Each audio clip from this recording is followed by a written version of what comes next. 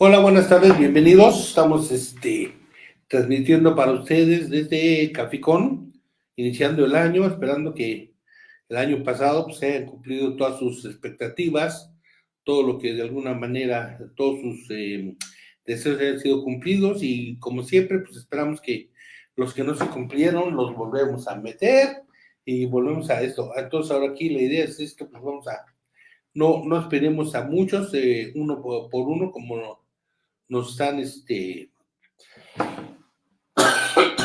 perdón, se nos van llegando a cabeza, vamos a ir cumpliendo poco a poco con todas nuestras expectativas, ¿sí? Y planteémonos estímulos para que de alguna manera nosotros mismos podamos sacar adelante todos nuestros deseos, esperando que ahora sí, que todos estos deseos se les cumplan. Estamos un día antes de Reyes, que los Reyes los traigan, no vaya a ser que se le ponche la pata al elefante o la joroba al camello o algo pase. Entonces esperemos que a todos les traigan sus reyes y bueno, pues con todo gusto estamos iniciando para con ustedes, ¿sí? En esta nueva sección, ¿sí? De Fiscal Junior, me pidieron que empezara con esta parte que es SAT para principiantes, es decir, vamos a empezar a conocer a través de todos estos jueves que estamos viendo en Fiscal Junior, ¿sí? Es decir, vamos a dirigirnos a todas aquellas personas que están iniciándose en este mundo de los impuestos. Vamos a reflejar la parte de los estudiantes, los que acaban de salir, los que todavía no están inmersos en este punto. Vamos a empezar a ver con todo esto, ¿sí? Entonces, por lo pronto, nuestro primer tema del día de hoy va a ser SAT para principiantes, ¿sí? Mi nombre, por los que no me conocen, licenciado en Contaduría Certificado, Luis Antonio Escalante Pelcastre, y como siempre, todos los cursos los comentamos, iniciando este año también, comentándoles que hay dos cosas inevitables en esta vida, la muerte y los impuestos. Benjamin Franklin. Bien, aquí la idea precisamente es empezar con ustedes. ¿Sí? ¿Qué es este taller? Este taller de SAT para principiantes, pues, bueno, va dirigido a todas las personas que quieren entender qué es lo que pasa en el SAT y por qué pagamos impuestos. ¿Qué es el SAT? ¿Sí? Y cómo y por qué pagamos impuestos. Entonces, ¿quiénes son los que necesitan este taller o empezar a conocer el taller? Pues estamos hablando de los emprendedores, los empresarios, aquellas personas que tienen pequeños negocios, los profesionistas independientes, los estudiantes de la carrera de contador público y carreras afines, futuros empresarios, futuros dueños de negocios, futuros contadores que también están dentro de la carrera, ¿sí? Y en general todo aquel que quiera conocer el fabuloso mundo de los impuestos.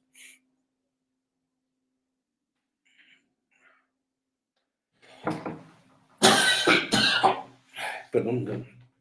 A ver, lo que debemos de saber precisamente es ¿qué debes de saber en materia tributaria?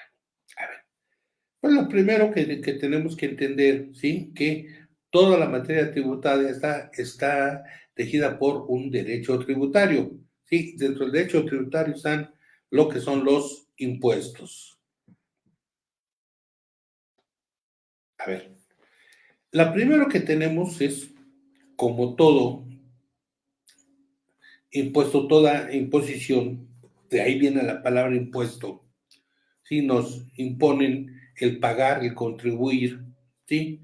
Y dice, ¿por qué? Oye, ¿yo por qué tengo que contribuir a pagar impuestos? Bueno, porque como en todo está en una ley, o sea, cuando tú tengas que pagar impuestos, debe estar en una ley, o sea, todo debe estar para efectos fiscales, una obligatoriedad en una ley. En este caso, empezaremos con nuestra Carta Máxima, que es con la Constitución. Y en su artículo 31, fracción 4, nos dice que son obligaciones de los mexicanos contribuir para los gastos públicos, así de la Federación como de los estados, de la Ciudad de México y del municipio en que residan de la manera proporcional y equitativa que dispongan las leyes. Ay, perdón, pero esta tosita no, si no me ha dejado. A ver, entonces, la primera situación que se nos presenta en esta etapa de conocer los impuestos pues es la obligación constitucional. Dice contribuir, de ahí viene lo que es una contribución. Tú vas a cooperar para los gastos públicos. ¿Cuáles son los gastos públicos que te dan? Pues no, seguridad entre comillas, ¿sí? Vigilancia, drenaje, agua, etcétera. O sea, todo lo que el gobierno sabemos que nos proporciona, pues con eso vamos a contribuir, ¿sí? Ok. Y los gastos pueden ser de la federación, como cada uno de los estados. Hay que contribuir para la federación, es decir, para todo México, para cada uno de los estados, para los que viven en la Ciudad de México y o los municipios en que residan. Lo más importante, de la manera proporcional y equitativa que dispongan las leyes. Me está diciendo entonces esta obligación constitucional que el impuesto va a ser proporcional y equitativo, es decir, si ganas más, pagas más. Si ganas menos, pagas menos. Porque es la manera proporcional. O sea, ¿quién va a contribuir? Pues los que obtienen ingresos. Pero no es lo mismo contribuir el que gana 1,000,000 de pesos al que gana 10,000 pesos. Entonces dice, va a ser proporcional y equitativa. Es decir, no tú sí y tú no. A ver, todos van a ser proporcional. El que gana más paga más y el que gana menos paga menos. Equitativa, todos los que ganan en un mismo rango van a ser iguales para efectos de las leyes contributivas. Esa es la primera parte que tenemos que checar. Vamos a ver. ¿Qué tipo de impuestos son los que tú tienes que empezar a conocer? Mira, los tipos de impuestos que tienes que empezar a conocer son los federales. Es decir, estos son obligatorios para todos los contribuyentes que desempeñan funciones empresariales o actividades económicas dentro del país. Entonces, a ver, primero tienes que definirte si tú desarrollas una actividad empresarial o alguna actividad económica dentro del país. Bueno, y vas a pagar impuesto sobre la renta, ISR que le llamamos, impuesto al valor agregado, IVA, impuesto especial sobre producción y servicios, IEPS, entre otros. Claro, siempre y cuando estas leyes te digan que te obliguen a pagar este tipo de impuestos. ¿Ok? Bien. Por otro lado, tienes también impuestos estatales. Estos impuestos estatales, este tipo de impuesto es propio de cada uno de los estados de la República. No aplican normalmente a todos. O sea, en algunos estados tendrás un cierto impuesto que no aplica a todos. O sea, a ver, por ejemplo, si tienes un impuesto de infraestructura hidráulica, bueno, o sea, lógicamente aplica donde están las presas, donde están toda esta infraestructura hidráulica que surte de agua al estado. Entonces ahí pagarás un impuesto que es especial para ese estado, ¿sí? Que no aplica, por ejemplo, para la Ciudad de México, ¿sí? Entonces, cada estado cuenta con una norma tributaria o ley de Hacienda diferente, es decir, si tú quieres conocer qué impuestos te corresponden estatales, tendrás que irte a la ley de Hacienda, ¿sí? Aplicable al estado correspondiente. Entonces hay que verificar toda esta información dependiendo de qué estado en que vives. Si tú vives en Sonora, bueno, entonces tendrás que ver la ley de Hacienda de Sonora, ¿sí? Si vives en Sinaloa, la ley de Hacienda de Sinaloa, que por cierto hoy amaneció con muchos problemas, esperemos que ya se resuelvan, ¿sí? Bien, y también tenemos impuestos municipales. En este caso, los impuestos municipales, ¿sí? Se generan en favor de los gobiernos locales y entre ellos destacan el impuesto predial, el impuesto para el fomento deportivo y educacional, el impuesto para el mantenimiento y conservación de las vías públicas, el impuesto por alumbrado público, entre otros. O sea, si tú ves de repente, dices, oye, a ver, como que son otros impuestos que no conocía mucho. Bueno, es que son para efectos, no todos los municipios lo imponen, pero en la mayoría pues, se imponen. Sobre todo el predial, pues ese lo conocemos, no hay ningún problema, ¿sí? Impuesto para el fomento deportivo, entonces hay municipios que sí lo imponen y otros que no, ¿sí? Mantenimiento y conservación de las vías públicas, a veces de repente algo pasa y pedimos que en el municipio lo vayan a arreglar. Bueno, pues hay que pagar un impuesto para que la gente vaya y arregle eso, ¿sí? Impuesto por alumbrado público, bueno, yo vivo en un pueblito donde no hay luz, pues ni modo que me cobren por el alumbrado público cuando no me están proporcionando esto. Pero en un momento determinado, sí, si el pueblo está bien iluminado y todo, bueno, pues ese gasto de alguna manera, sí, alguien lo tuvo que pagar y lo pagamos todos nosotros a través de una contribución municipal.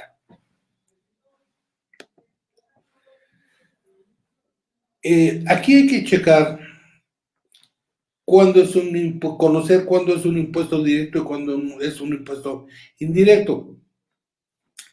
Los impuestos directos son aquellos que se determinan según la capacidad económica del contribuyente. El más conocido es el impuesto sobre la renta, ¿sí? Que se obtiene de una diferencia entre tus ingresos y una serie de deducciones, es decir, una serie de gastos, pero estos gastos deben de cumplir con ciertos requisitos, es decir, para que estén autorizados, para que tengas una autorización para deducir de los ingresos estos gastos, porque deben cumplir con ciertos requisitos, ¿sí? Bueno, posteriormente vamos a empezar a ver eso. Y el cálculo se realiza sobre un determinado ejercicio o plazo. Es decir, aquí entonces primero hay un plazo, el plazo para efectos de impuestos sobre la renta es un ejercicio fiscal, un año calendario. Entonces el impuesto lo vamos a pagar por año, de enero a diciembre. Los ingresos que obtengamos de enero a diciembre, le restamos las deducciones autorizadas, es decir, con ciertos requisitos, de enero a diciembre, y entonces sí, lo que me da sobre eso, aplico un determinado impuesto, y ese impuesto, sí, es el que me va a dar lo que se llama impuesto sobre la renta, que es un impuesto directo. ¿Sí? Ok, ahora, los indirectos son aquellos que se aplican sobre productos o servicios, es decir, están aplicados al consumo. A ver, entonces, el otro fue directo porque es sobre mis ingresos, pero aquí todo este impuesto se aplica sobre el consumo. El más conocido en este caso es el IVA, es decir, el IEPS, ¿sí? Impuesto especial sobre producción y servicios, que se grava entre otros pues, los combustibles, las bebidas alcohólicas, las energizantes, bebidas energizantes, saborizadas, etc. Y este impuesto se traslada al consumidor final, no al contribuyente. A ver, es decir, aquí un impuesto indirecto es el que aplica para todos.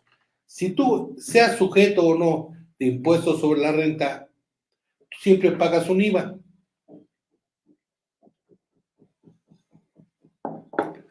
O sea, yo no soy sujeto del impuesto sobre la renta. ¿Por qué? Porque todavía soy un estudiante, ¿sí? No tengo ingresos, me mantienen, me pagan, mis padres me pagan mis estudios, etcétera. Bueno, entonces todavía soy hijo de papi, entonces no genero ingresos, pero sin embargo sí pago impuestos.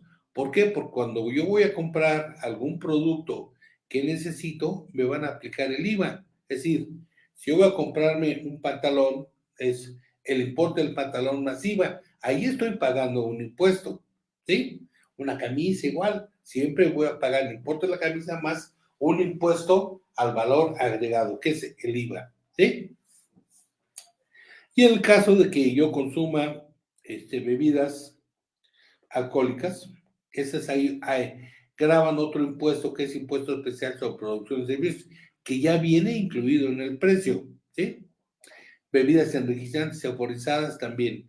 sea, yo hoy y compro un refresco de esos famosos de cola, bueno, ya traen un IEPS, o sea, un impuesto incluido, ¿sí? Y lógicamente, yo como consumidor final pago este impuesto. Los impuestos, ¿sí? Tienen se destinan o ciertos principios de destino al gasto público.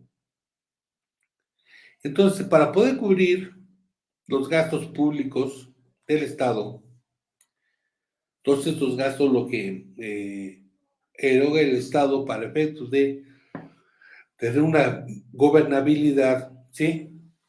Primero, se deben de elaborar y aprobar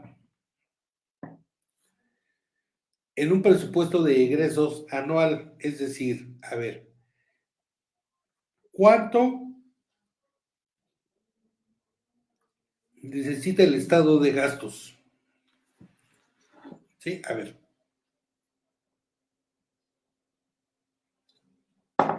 cada año todas las dependencias de gobierno hacen un resumen, hacen una solicitud de cuánto dinero van a gastar. Dicen, mira, en sueldos voy a gastar tantos miles de millones de pesos. En papelería, un presupuesto de tantos miles de millones de pesos. En transporte, tantos de miles de millones de pesos. En gasolina, etcétera. O sea, hacen una serie, un listado de todos sus gastos. ¿Sí? Bueno, entonces, de cada dependencia del gobierno pasa su listado de lo que piensa gastar. Bueno, con eso se hace un acumulado y entonces se dice que se conoce cuánto es el presupuesto de ingresos anual. Es decir, a ver, entre todos ustedes las dependencias que tenemos, el resto de dependencias, todas estas dependencias de gobierno pasan su presupuesto. Es cuánto presuponen que van a gastar. Entonces ahí, a la hora de acumular, hay 8,000 tantos millones de pesos. Ah, bueno, ok, perfecto. Entonces ahora viene la siguiente. Dice el gobierno, está bien, esto es lo que van a gastar, ¿sí? Cada uno de las dependencias y de los estados, etcétera.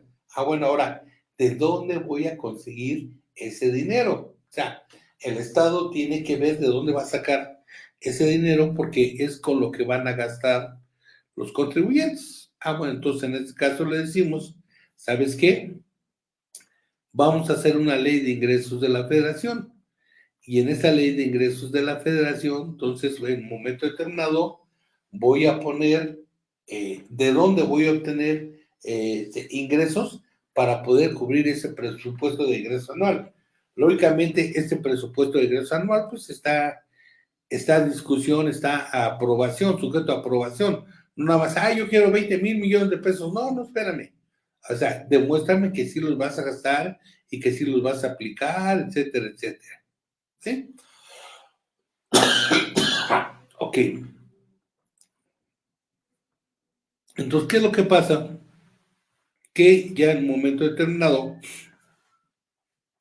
ya tenemos un presupuesto de ingresos, lo que se espera gastar el gobierno y cómo, cómo voy a obtener, o sea, con qué ingresos voy a cubrir ese presupuesto anual. O sea, yo gobierno no puedo tener ganancia o pérdida. Sencillamente, ¿qué es lo que hago? Todo lo que se piensa gastar, bueno, ¿de dónde lo voy a sacar? Pues eso lo va a sacar a través de quién, de los contribuyentes que pagan impuestos. Es decir, en la ley de ingresos de la federación va a ser un listado de todos los impuestos de los cuales la autoridad espera recolectar dinero. En función a eso, entonces, establece cuánto va a pagar de impuestos. A ver. El otro principio es el de proporcionalidad tributaria. Los mexicanos están obligados a contribuir de manera proporcional, ya vemos. Quien paga más, quien tiene más y paga menos, quien tiene menos. Esa es la proporcionalidad tributaria. Paga más quien tiene más y paga menos quien tiene menos. En algunos elementos de las contribuciones que nos ayudan a medir la proporcionalidad, o sea, ¿cómo voy a determinar quién paga más y quién paga menos? Bueno, pues voy a ver primero los contribuciones, o sea, los contribuyentes. El que va a contribuir, ahorita vemos quiénes, que son los sujetos, que son las personas que van a contribuir a ese impuesto. Primero, el gobierno tiene que checar ingresos, qué tipo de ingresos, sus pérdidas, cuando las deducciones autorizadas sean mayores a los ingresos, las deducciones para ver si gasta lo mismo y que sean proporcionales, qué tasas aplican a sus actos o actividades, a lo que se dedican, ¿sí? Si se dedican a agricultura, ganadería, pesca, silvicultura, comercio, actividad empresarial, etcétera. ¿Qué tipo de tasa le aplica a los productos que venden, etcétera? Tiene que ver también tarifas, para efectos de tener una proporcionalidad, tiene que ver tarifas. O sea, ¿cuánto vas a pagar? Bueno, el que paga más, quien tiene más, entonces voy a aplicarte una tarifa. Si tú ganas 10 pesos, te voy a aplicar de la tarifa un cierto nivel. Si tú ganas 2 pesos, te voy a aplicar otro nivel. No va a ser el mismo porcentaje. También tengo que checar algo que se llama exención de impuestos. Es decir, ¿quiénes son los que de alguna manera no me van a pagar impuestos? Hay personas que van a estar exentos de impuestos, ¿sí? La misma ley nos va a decir quiénes, a pesar de que obtengan ingresos, no van a pagar impuestos. Y también hay una serie de estímulos fiscales. También en la ley del impuesto sobre la renta, vamos a checar que hay una serie de estímulos fiscales, es decir, aparte de que paguen mis impuestos, dices, oye, pero de alguna manera este tipo de contribuyentes les voy a apoyar con un estímulo fiscal, es decir, para que no paguen tanto impuesto. ¿Ok? A ver. El otro principio que tenemos es el de equidad tributaria. Es decir, las contribuciones ser equitativas entre los sujetos. O sea, trato igual a los iguales y desigual a los desiguales. Es decir, separa un grupo de los iguales y un grupo de los desiguales. Bueno, el grupo de los iguales todos van a pagar en el mismo contexto. El grupo de los iguales también todos van a pagar en el mismo contexto, ¿sí? Pero lógicamente no los vas a poder, los desiguales y los iguales no los vas a poder juntar. Tienes que irlos separando para que sea equitativo. Tenemos el otro principio que es de legalidad tributaria.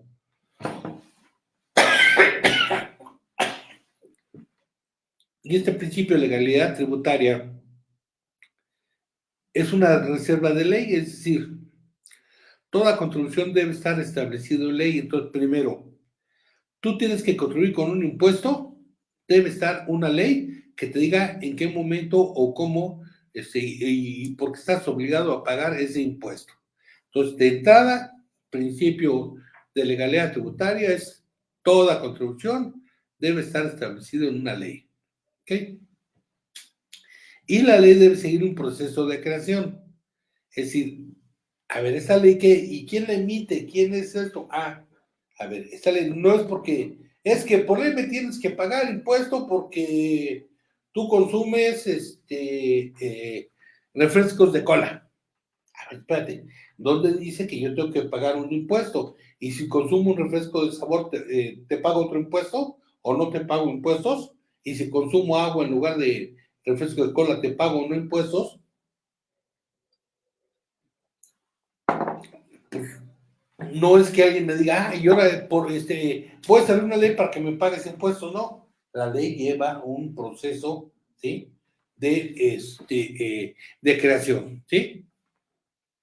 Entonces, esta debe incluir los principios reservados a la materia tributaria. O sea, para que una ley sea congruente y sea aplicable correctamente, debe tener una legalidad, una proporcionalidad, una equidad y un destino. Es decir, todo impuesto, primero, debe cumplir con principios de legalidad. Eso no hay vuelta de hoja. Proporcionalidad, que todos paguemos en proporción. Los que ganan más, pagan más. ¿Correcto? Equidad, trato igual a los iguales, desiguales a los desiguales. Y destino, ¿a quién le vamos a pagar o para qué sirve con lo que nosotros vamos a contribuir? Bien, ¿qué tipo de leyes son las que necesitamos? Ley del impuesto sobre la renta, ley del impuesto al agregado, ley de impuesto especial sobre producción y servicios, etcétera. Vamos a ver. Los que tienen que pagar impuestos, ¿sí? Es porque desarrollan ciertas actividades. O sea, ya vimos que tiene que ser una ley. Bueno, en la ley dice que hay determinados impuestos, ¿sí? Que hay que cubrir, contribuciones que hay que cubrir. ¿Quiénes realizan las contribuciones? Tanto una persona física como una persona moral. A ver, entonces desde aquí, igual a los iguales. ¿Tú eres persona física? Sí. ¿Percibes ingresos? Yo sí, yo no. Ah, entonces, de los iguales, vete con los que perciben ingresos. Desiguales, vete con los que no perciben ingresos. Perfecto. Ahora, los que perciben ingresos son iguales. Ok, entonces ahí vamos a ver que este tipo de personas físicas va a desarrollar actos civiles, como son el concepto de un arrendamiento, un comodato, una donación, una compensación, una permuta, una serie de mandatos. A ver. Y por otro lado tenemos a las personas morales. Dentro de las personas morales, digo, a grandes rasgos vamos a entender, ¿sí? Que son todo lo que las conocemos normalmente como empresas, ¿sí? Una persona moral es una persona que está constituida, ¿sí? Por diversas personas que se llaman socios.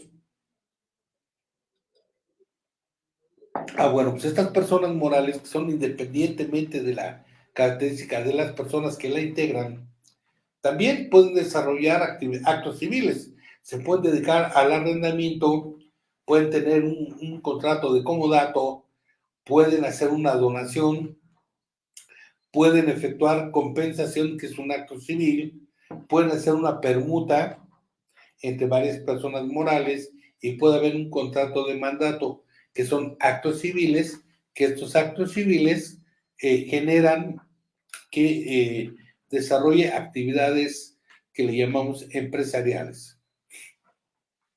Por otro lado, también estas personas físicas y morales pueden desarrollar actos mercantiles. ¿Cuáles son los actos mercantiles que desarrollan tanto las personas físicas como las personas morales? Una constitución de una sociedad, un crédito bancario, pueden crear un fideicomiso, pueden ser parte de una enajenación con fines de lucro, pueden actuar en actividades de factoraje financiero o arrendamiento financiero. ¿Cuáles son las consecuencias de los actos civil, mercantil, laboral, etcétera? De todos los actos. La consecuencia es que cada uno de estos actos puede tener un ámbito fiscal. Quiere decir que le afectan disposiciones de ISR, le afectan disposiciones del Código Fiscal, le afectan disposiciones de IVA, disposiciones de IEPS.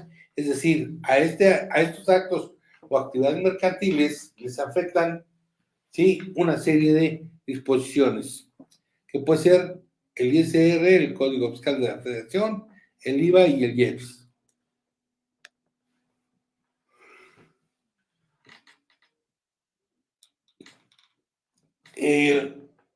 Para efectos fiscales, estas disposiciones que van a generar la obligación de pago de impuestos son de aplicación estricta, es decir, el artículo 5 del Código Fiscal de la Federación me dice que estas disposiciones, cuando establecen cargas a los particulares y aquellas que señalan excepciones a las mismas, así como las que fijan las infracciones y sanciones, son de aplicación estricta. A ver, entonces dice, si yo digo que tienes que pagar, es una carga, bueno, está bien. Primero, no voy a exceptuar a nadie. Todos los que caigan en la situación jurídica de ley, todos los que digan que tienen que pagar, van a pagar impuestos. ¿Sí? No te puedes exentar de impuestos. No hay una excepción. A ver. Asimismo, si hay infracciones, sanciones, también son de aplicación estricta. Es decir, si este señor comete un ilícito y el otro, que es de los iguales, también comete un ilícito, entonces tendrá una infracción y la sanción será la misma para los dos. No puede ser una sanción diferente para uno y para otro. ¿Sí? Ok, entonces todas estas disposiciones que me establezcan cargas, ¿sí? Son de aplicación estricta. Y la pregunta es, oye, ¿qué es una carga? ¿Sí? Bueno, pues una carga es precisamente el impuesto que tú tienes que pagar. ¿Quiénes son los que tienen que pagar impuestos? Y me dice, mira, las cargas a los particulares se refieren al sujeto, objeto, base, tasa o tarifa. Ahora sí, retomamos.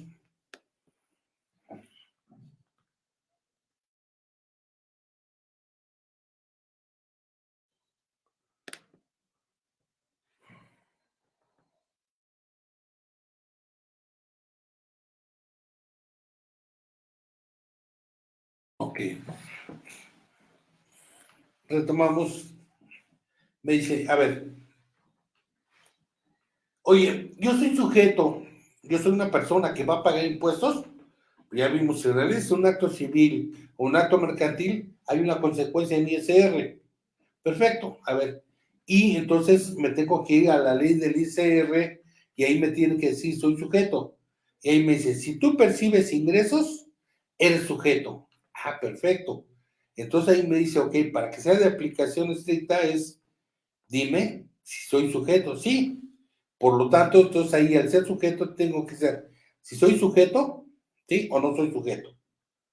Si soy sujeto, entonces dime en qué condiciones soy sujeto. Dice, porque realicé un acto mercantil. Ok, el acto mercantil generó, soy sujeto, sí, me voy a los sujetos iguales. Ok, entonces sí, y cada una de las leyes me va a decir en qué concepto soy sujeto. Ahora, objeto. Oye, cae dentro del el ámbito que está manejando la ley, las diversas leyes. Sí, bueno, ¿a qué se dedica esta ley? Es que esta ley grava los ingresos por actos o actividades. Pues estoy hablando de IVA. Bueno, caigo en el objeto, sí. Pero mi impuesto sobre la renta grava los ingresos, caigo en el objeto, sí, porque yo realicé un acto mercantil donde caigo en eso, perfecto. Entonces me dice ahora, para pago de impuestos, siempre vas a tomar una base. En el caso del impuesto sobre la renta, por ejemplo, me dice, toma tus ingresos que obtuviste, réstale los gastos necesarios para obtener estos ingresos. Perdón. Y la diferencia va a ser la base. ¿Sí? Ok, entonces, sobre esa base de impuestos, me vas a pagar una tasa o tarifa. Entonces dices, bueno, a ver, entonces dentro de la base, te voy a aplicar una tasa o una tarifa. Ah, ok, perfecto. Entonces ya sé que estas situaciones son de aplicación estricta. Debo estar perfectamente identificado en cada una de las leyes si soy sujeto, si caigo en el objeto, cómo se determina la base de ese impuesto y la tasa o tarifa de aplicación estricta bien definida. ¿Sí? Si no están estas situaciones de aplicación estricta, no tengo por qué cumplir. Es decir, a ver, oye, yo soy sujeto del impuesto sobre la renta. A ver, sí. ¿Por qué? Porque realicé actividades, ¿sí? Mercantiles, compro y vendo. Ok, pero ¿qué pasa si yo soy un menor de edad? ¿Caigo en el supuesto?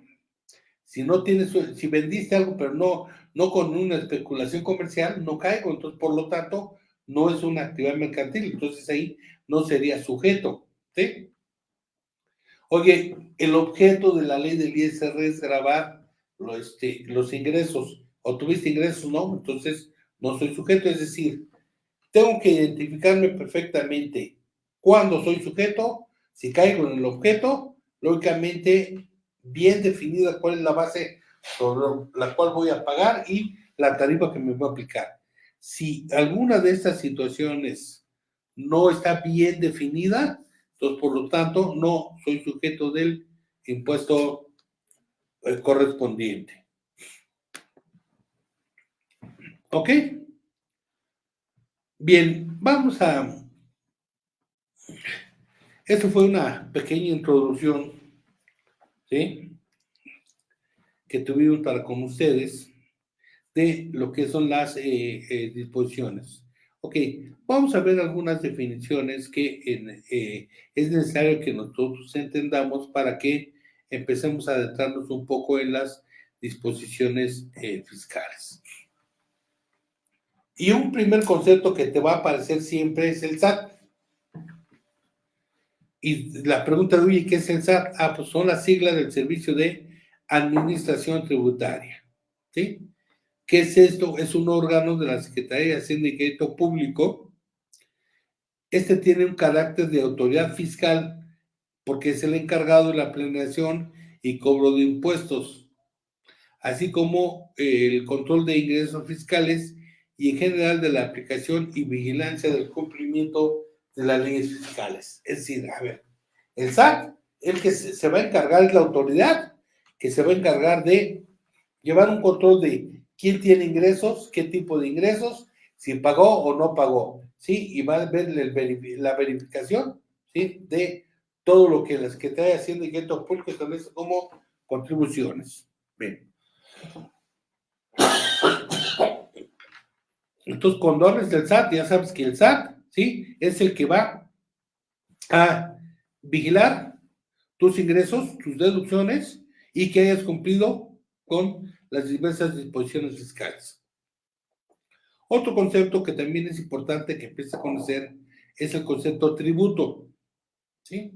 O sea, hablamos de tributos. Bueno, tributo es una obligación dineraria, o sea, viene de dinero establecida por la ley, cada una de las leyes, cuyo importe se destina al sostenimiento del gasto público. A ver, entonces dices, oye, yo tengo que sostener el gasto público y habíamos quedado que, de acuerdo con la Constitución, es obligación todo mi gasto, contribuir al gasto público.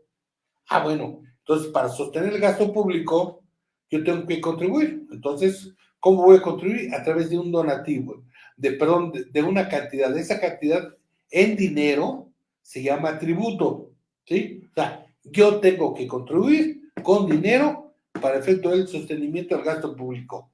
Y ese es mi tributo.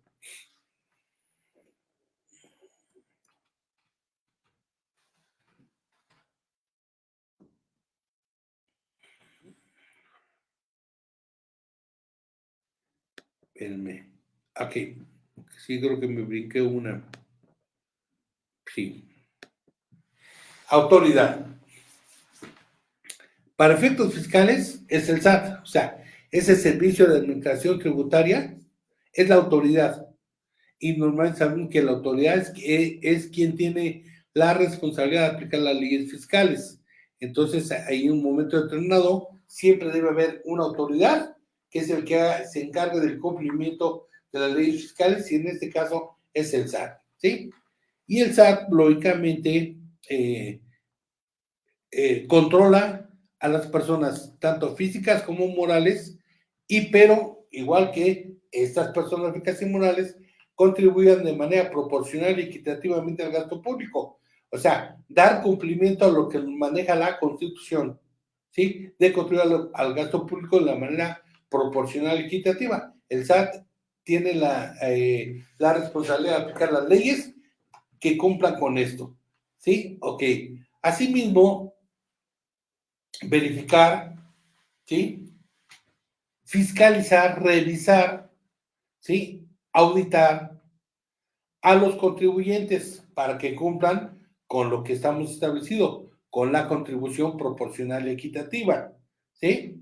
Entonces, al mismo tiempo que establece, tiene como responsabilidad verificar que yo cumpla de manera proporcional y equitativa, también me va a revisar, no nada más, ya cumplió, no, espérame, vamos a ver si realmente cumplió bien, ¿sí?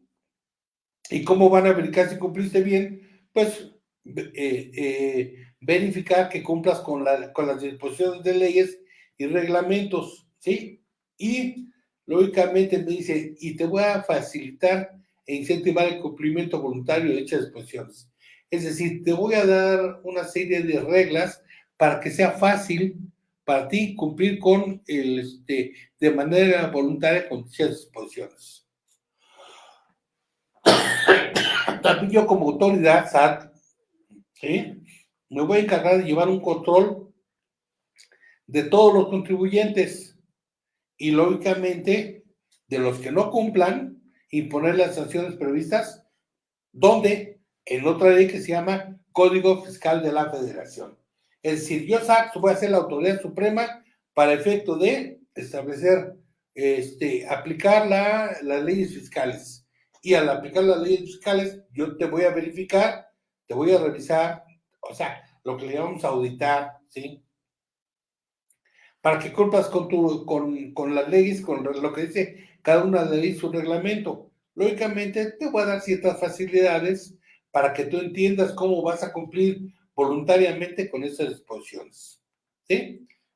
Y, lógicamente, en caso de que no cumplas con estas disposiciones, pues te voy a poner, caes en una infracción y, lógicamente, yo, autoridad, te voy a poner las sanciones. ¿Cuáles sanciones? Las que están previstas en otra ley que se llama Código Fiscal de la Federación. ¿Ok? Otro concepto que también debemos tener muy en cuenta se llama página del SAT. Este es un portal de internet público a través del cual se pueden consultar y llevar a cabo todos los trámites, declaraciones, información y servicios que pone a disposición de los contribuyentes. A ver, dice, oye, arriba ya te dije que yo como autoridad te voy a facilitar el cumplimiento de lo voluntario. Mira, una de estas, cumplimiento voluntario, va a estar en la disposición que se llama página del SAT, ¿sí? Esta página del SAT es un portal de internet, o sea, ya vamos a estar aplicando la tecnología, ¿sí? Entonces, en este internet, ¿sí? Vas a poder consultar cualquier trámite que tú hagas ante mi autoridad, ¿sí? Vas a poder llevar a cabo todos los trámites. Yo te puedo poner ahí una serie de trámites que tú vas a poner, ¿sí? Declaraciones, información y servicios que SAT pone a disposición de los contribuyentes. Es decir, te voy a poner un listado de actividades, cómo vas a pagar tus declaraciones, en qué formato los vas a pagar, qué información necesitas, qué tipo te voy a informar, qué me has pagado y qué no me has pagado, etcétera. Entonces, yo te voy a poner una serie de disposiciones en la página del SAT para que sea más fácil tu cumplimiento voluntario de las contribuciones. Otro concepto importante se llama Secretaría de Hacienda y Crédito Público. Esta Secretaría de Hacienda y Crédito Público es el departamento de la administración pública que elabora los presupuestos. ¿Se acuerdan que manejamos que hay un presupuesto de egresos de cada una de las dependencias? ¿Quién junta todo esto? Por la Secretaría de Hacienda, ¿sí? Y después con de esos gastos dice de dónde va a obtener los ingresos. Bueno, ¿quién se carga de todo esto? La Secretaría de Hacienda, ¿sí? Y este presupuesto, este control de ingresos y de egresos aplica en todo el país, ¿sí? O sea, es la que se encarga de saber de dónde va a salir el dinero público. Coloquialmente le llamamos Hacienda. Secretaría de Crédito Público, oye, llegó Hacienda, llegó un personal de la Secretaría de Hacienda y Crédito Público. Ok, después ya hemos visto que dice que hay que contribuir. Entonces, ¿y yo soy contribuyente? Bueno, vamos a ver.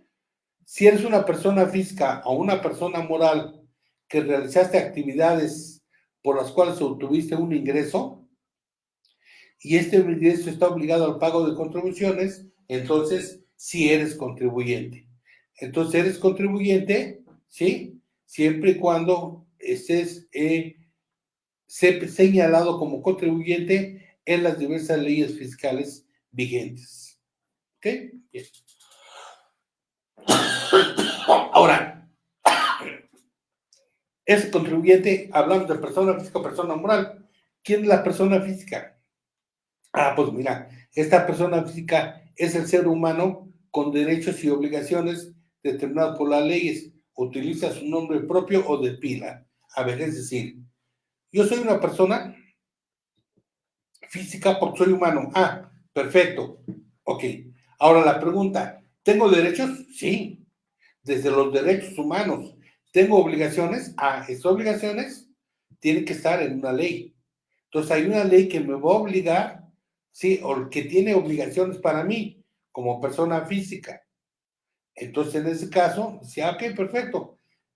Y yo voy a utilizar como persona física un nombre. ¿Cuál es el nombre? Mi nombre propio de pila. Aquel con el que me di de alta, ¿sí? Perdón, aquel con el que me saqué mi acta de nacimiento. Donde mis padres me pusieron un nombre, ese nombre propio o de pila que le llamamos, bueno, va a estar en mi acta de nacimiento. Con eso voy a demostrar que soy una persona física. Persona moral.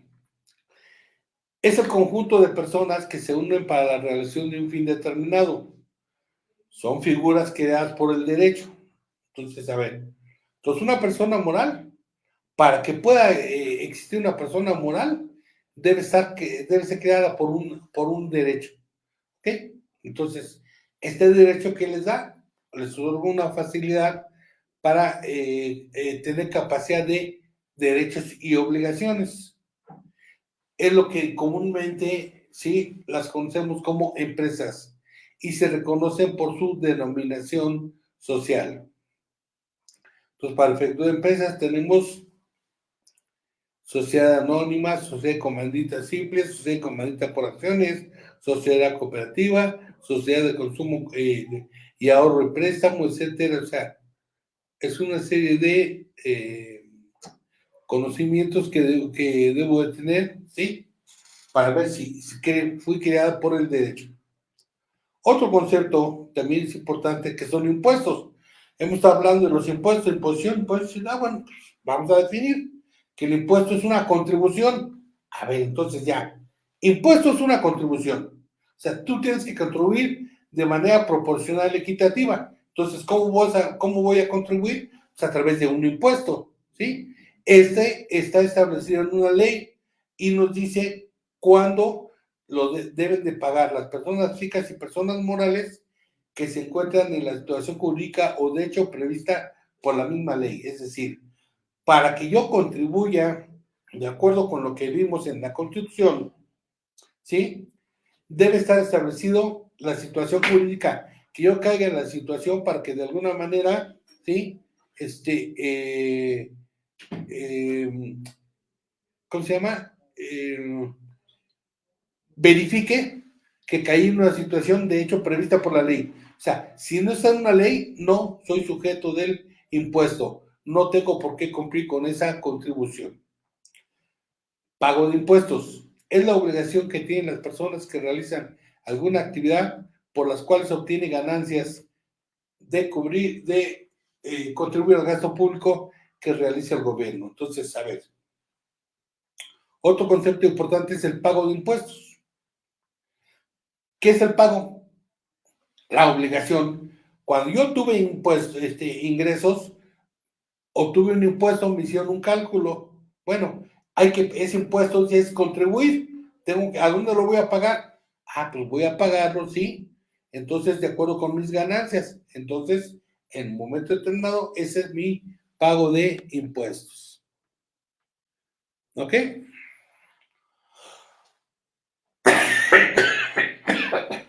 Con este pago de impuestos, ¿qué hace la autoridad?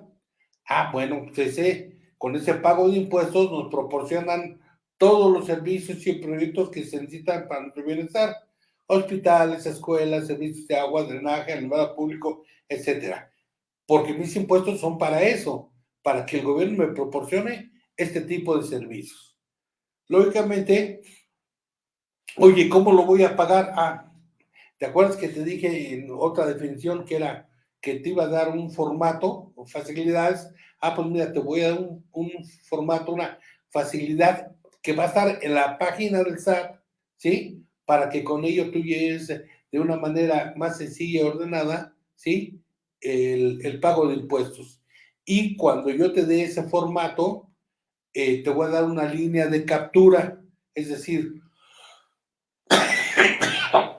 te voy a poner una serie de un código, para que con ese código ya vaya implícita la obligación y el importe que tengo que pagar. Entonces, cuando presento una declaración, ¿sí?, de pago de impuestos, lógicamente esta es única y repetible y además tiene vigencia, es decir, nunca se va a repetir una línea de captura en formato. Primero, ¿por qué? Porque tiene datos que no son repetidos. Tiene mi RFC, ¿sí? Mi control de obligaciones. Tiene el pago que voy a calcular yo, no ningún otro. Por lo tanto, es irrepetible. Y lógicamente, con esa línea de captura, se puede pagar en ventanilla bancaria o por transferencia a través de los portales bancarios que se llaman las páginas de internet de los bancos. ¿Ok? Bien, amigos, pues dejamos hasta ahorita en puras definiciones esta parte de lo que debes de conocer del SAT, ¿sí? Y pues no hay más que despedirme de todos ustedes por el día de hoy, agradeciéndole su presencia a esta primera plática que tuvimos en este año, ¿sí? De lo que debes de conocer del SAT. Te agradezco tu atención, nos vemos la próxima semana, ¿sí?